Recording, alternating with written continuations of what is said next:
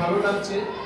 আমরা বলেছিলাম যে আমাদের ছাত্রছাত্রীদের মধ্যে হয়তো আমরা রামপ্রসাদের মতো বা অন্যান্য বিদ্যালয়ের মতো হয়তো 90% বা 100% মার্কস হয়তো পাওয়াতে পারি না, এটা ঠিকই, কিন্তু আমরা এটুকু বলতে পারি যে আমাদের ছাত্রছাত্রীরা অন্তত কোনো স্কুলে মাধ্যমিক পরীক্ষা দিতে গিয়ে বা অন্য কোনো স্কুলে কোনো অনুষ্ঠানে গিয়ে আমরা কখনো দেখিনি যে আমাদের ছাত্রছাত্রীরা আমাদের অবাধ্য হল।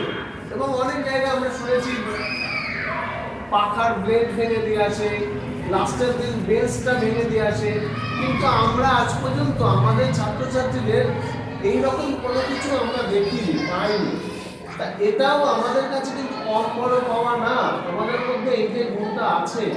শুধু তাই নয়, আমাদের স্কুলের অর্থনৈতিক দিক দিয়ে তোমরা জানো যে আমাদের বিদ্যালয়ের অত বেশি কিছু আমরা করতে পারি না। যে কোনো কাজ, ছোটোখাটো কাজ, স্কুল পরিষ্কার পরিচ্ছন্ন করা, এগুলোও কিন্তু আমাদের ছাত্রছাত্রীদের একবার বললেই তারা করে দেয়।